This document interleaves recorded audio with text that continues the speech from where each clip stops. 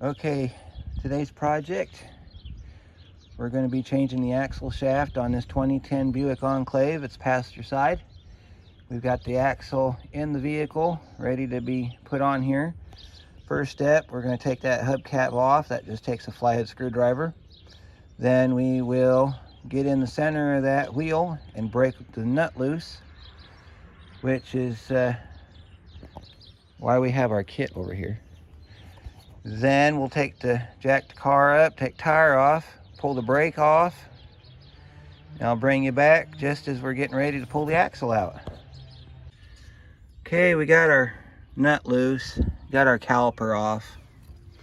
Kind of take a look at everything. I'm gonna have to let him know he needs some brakes. He's just about toasted on his brakes. So, I'll show you why we're here.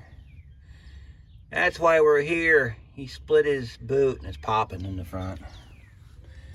We got his caliper hanging up off the strut tower there. Got to pull these two bolts next. This thing will tip forward. And then we can go in there with our pry bar right up inside there and pop this puppy out of there. And then put the new axle in, put it all back together again. So that's where we're at so far. All right, we got our nuts off our knuckle. Don't forget, down in there, you have a vehicle speed sensor. 10mm bolt comes right out. This one came out like it was meant to. These are knurled ends. That's why you can take them off without having to put a wrench on them. They're also not shimmed, so I don't think we have an alignment problem here. So those, we'll put the nut back on here, tap them out with the hammer, and then we'll move on. All right, we got our axle down. We got our jack in place, so when we put the new axle in, we can jack the control arm up, which will bring that back into position. We can put our bolts in. Now, I was telling you those are knurled bolts. Those are knurled bolts. See that? There's the bolts to go in there. Those go, you line those up, you tap those back through, and then when you're done, you put it all back together, you tighten up your nut, you put your wheel back on. First thing you want to do when you get this all done is take it in for an alignment, because I'm pretty sure that's going to affect your alignment right there, those right there. All right, so axle shaft's up in there. And I was just off camera messing around with a few ideas about how I'm going to pop that out of there. I think what I'm going to do is I'm going to try to get it with my long crowbar and get right up in there like that and just kind of wiggle it out of there. Make sure you have a drain pan under there in case you have, unless you get transmission fluid out of it. Let's see if we can get this thing to come out off on the camera here. Maybe not.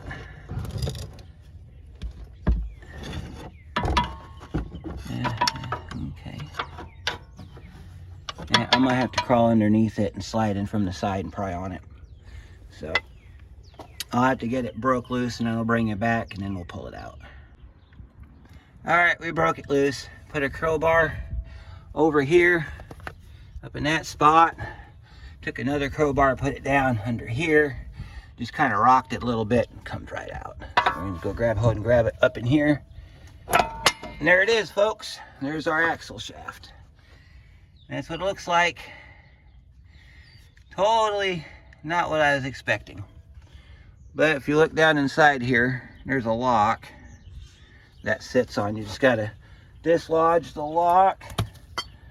And there's no core charge on that, so that'll go in the good old-fashioned Ranger Auto metal pile. So, next step is we got to get in the vehicle. So we got to get up off the floor here. Oh my goodness. We got to get in the car. So we got to find our button here. And it looks like it's already unlocked. I locked it last night, so somebody's been in here today. My axle's here, so that's all that matters. Get our good old, there's our Dodge from a previous video.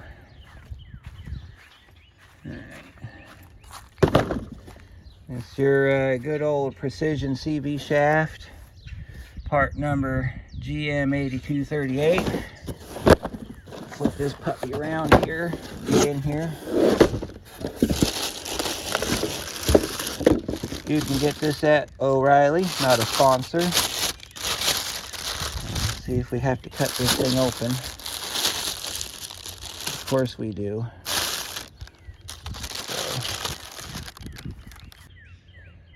Okay, here's our new axle. You see it's got what they call a female end on it. We get a new nut.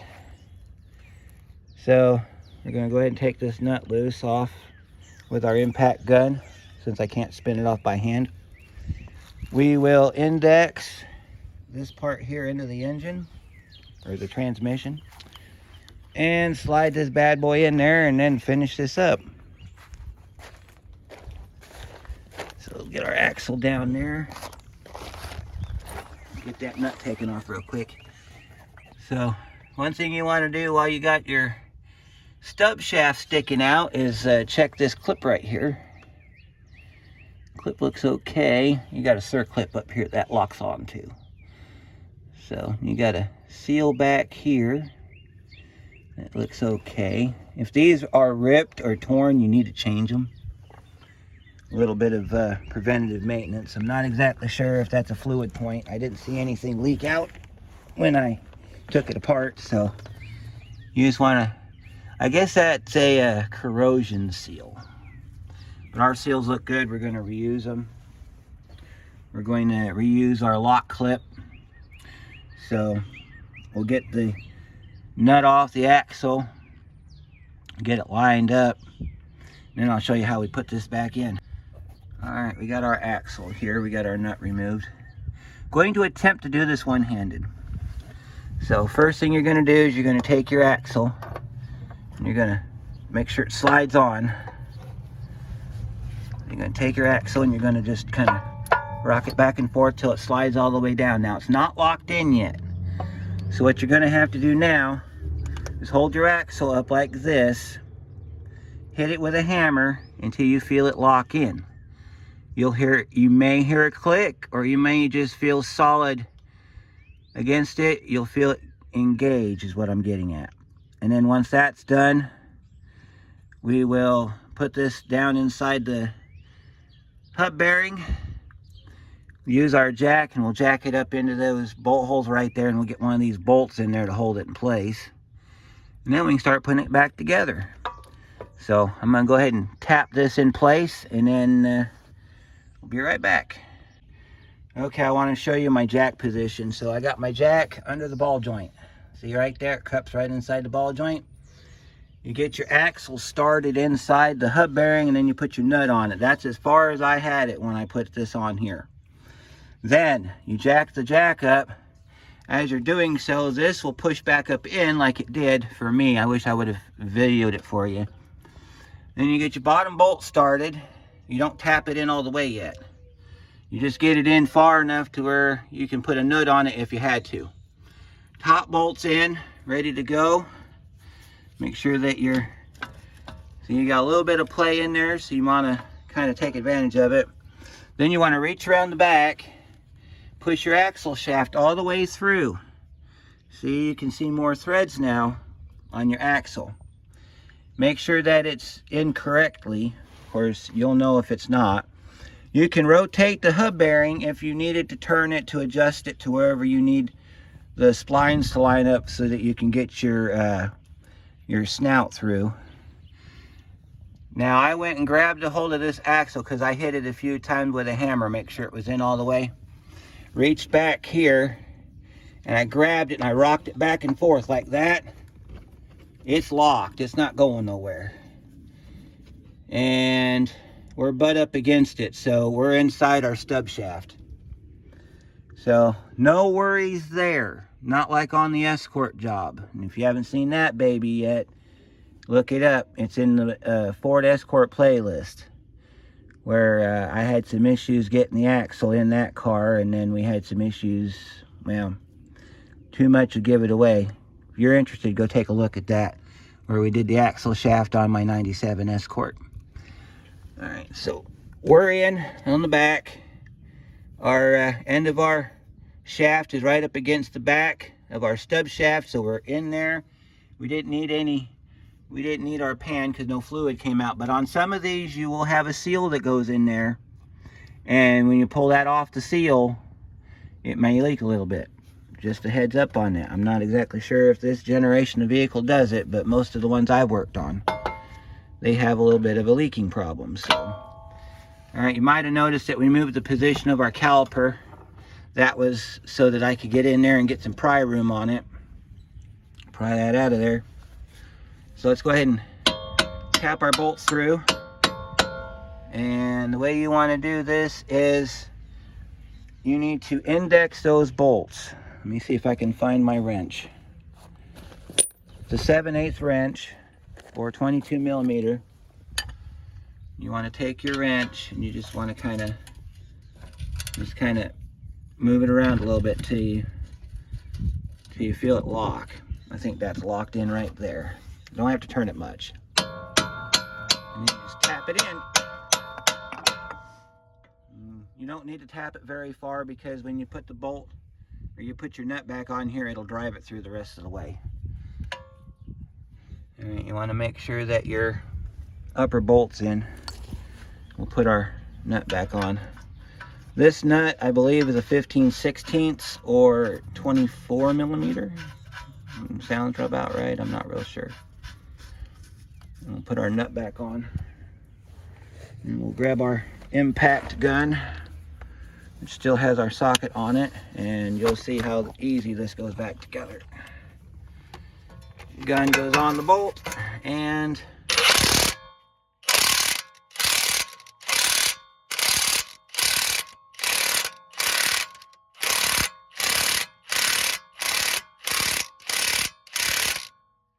that's as easy as it gets right there. Your impact probably won't cut out like this one does. Brand new impact, and I'm having issues with it. Typical. So that's how that goes on. Bottom bolt goes the same way. Don't torque these down until you're ready to put the tire back on. Reason for that is in case you have to move this knuckle back and forth for whatever reason, you want to leave those loose. I'm not exactly sure of the torque spec on these. If I do find out what they are, I will put them in the comments below. So we're going to get this part done back up, get our nut down all the way onto the axle there, bring you back when we're getting ready to torque it all down. Okay, got our bolts down. I just found it easier just to use Big Bertha there. She does a wonderful job when it comes to tightening and loosening bolts. Okay, so next step in our process, we got to put our wheel speed sensor back in. There's the bolt for that. 10 millimeter. Use your quarter drive on it. You do not need your 3/8 drive for this one. I'll show you where this goes because you did not see me remove it, so I will show you where it goes. Back in the back, you got a hole right there. If you want to wipe it off, you can. If you don't want to, that's fine. And slide that in there like that. See that bolt hole lines up really nice right there. And you put your bolt in and you start it by hand. As I tell you all the time, you always start your bolts by hand. It's actually a really good idea to run these down by hand as far as you can, and then finish it up with a ratchet. That way you can feel the bolt. You can make sure that you're not cross-threading. You go putting these in with a ratchet, and it feels the same with a ratchet, like it's really tight. So then you start to wrench on it, and then you end up cross-threading it. Remember, this is an aluminum knuckle, so you don't have to put a lot of effort on it. Put our quarter drive, I'm using a 10 deep. You can use shallow if you want to with an extension on the end. And I'll just show you how easy this is here. And that's it. Not a lot of pressure at all. Just enough to snug or they snug-a-dug it yet. That's what that looks like. So next step in the process is put the brakes back on.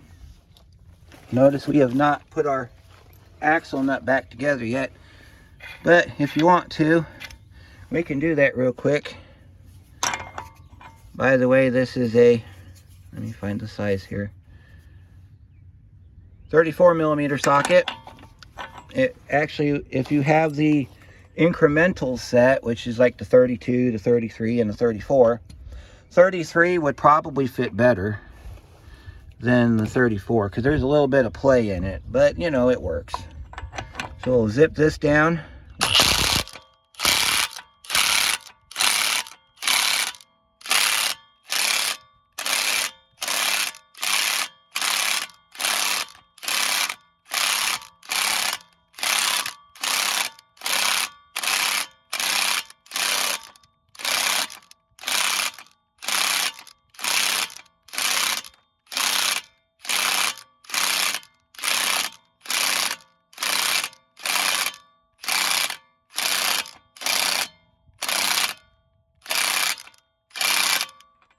Anyway, you get the general idea.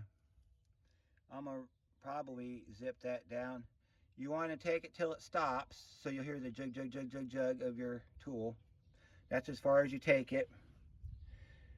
And then when you torque this, you torque it on the ground with the wheels on the ground. And like I said, I'll link the torque specs in the comments below. So we got our axle shaft down. It's almost all the way in. I mean, you can probably see a little bit of space back there, but not a whole lot. So I got a little bit more to go. I might actually break out the air tools today and finish this up with my air gun, since the air gun runs a lot better. You can look at his brakes again, see how gnarly them suckers are. I got one of his pads out here. Fell out when I was taking that apart. You can see he's got no brakes at all. Matter of fact, he knows he has no brakes because he's starting to get some squeak on his wear indicator. But I'll let him know, and if he wants us to do brakes on it, I'll bring you back for that. And we'll do brakes on this Buick Enclave. So next step is we're going to put our funky funk brakes back together. I'm not going to bother with lubing them or nothing, especially because most likely they're going to be coming out. Sometimes he does his own brake work, so if he does that, that's fine too. Seen in a video where somebody said take the slides out and re-grease them. Normally I would, but in this case, I'm just going to make sure that they move. They seem to move okay, so I'm comfortable with that. Normally I would take those out and I'd re-grease them and everything if I was doing a brake job, but this is an axle job, not a brake job. So if we do a brake job on it, we will definitely address that. So I'm going to set this pad, get the caliper back on, and then we will move forward. Okay, when you put your brakes back on, you notice how this pin's got a flat on it. Make sure you put the flat down, otherwise the pin's not going to lock in all the way. I got the top bolt in, and I got the bottom bolt in. We're getting ready to tighten that down. These are 13mm bolts. There's a torque spec. I think it's something like 25 foot-pounds. I'm not real 100% sure on it, but you just tighten it up, and then our brakes are reinstalled. See, I can finger tighten that bolt up right there, and it pulls that pin back right in there like that. See that? That's all nice and good. And I'll put a ratchet on this, give it about 3 or 4 smacks with the ratchet. And that's all we need to do on this one. Matter of fact, I'll show you exactly what I'm talking about. Set your ratchet on so that you're not backtracking yourself. Put your socket on there, and you get it like that, right? And then you take your ratchet and you get it wherever you're comfortable. You take your ratchet and hold it with one hand. Yeah, let's tip it down so that it doesn't try to lock downward. You go and you hit it like that. That's good enough. Depending how hard you hit will depend on how well that works. On the bottom one, we tighten that one up.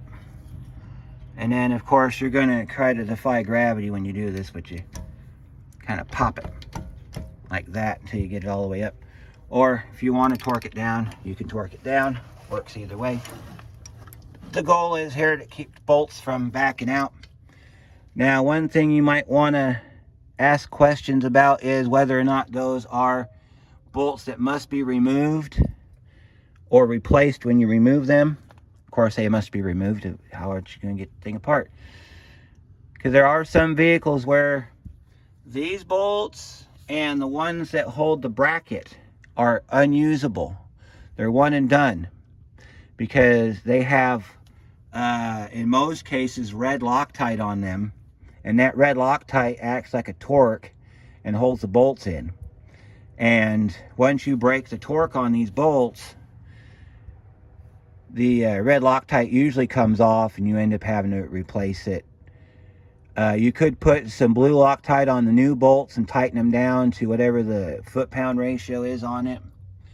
But in most cases, I know there's a few vehicles that we've done where you must replace those bolts.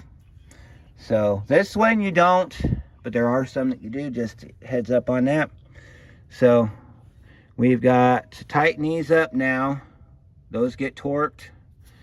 This gets tightened down some more. And then we put the tire on it, put it on the ground. We will torque this, I think 240 foot-pounds. May or may not be right. I will double check. We will torque that down. You may have heard me talk about double torquing. That is where you have a goal number. In this case, let's say it's 240 foot-pounds, but you only have 150 foot-pound torque wrench. So what you'll do is you'll take your 240 and you'll break it down into, I like to go 2 separate poles. You'll do the lesser pole, which is the 100. You'll do the 100, then you'll crank it up to 140, then you'll pull it again. There's your 240. So it works. I've done it on all my vehicles I've worked on. Never had anybody complain, never had a problem with it. It is a certified practice in the event that you don't have a torque wrench that goes up to like 500 foot-pounds. So tighten that down. We'll tighten these down. And then I think that's it for this one, guys. Because the rest of it's just put the tire back on, which you've done a million times. Torque these down to about 140. I know that seems a little high. I'm going to go to 100 because we have a aluminum wheel. And any more than that, you can crack or damage that wheel. So 100 foot-pounds on these. If you have steel wheels, you could go 140. And that's about it, guys. I'll leave some links for you down below if I remember to. And we'll see you on the next one.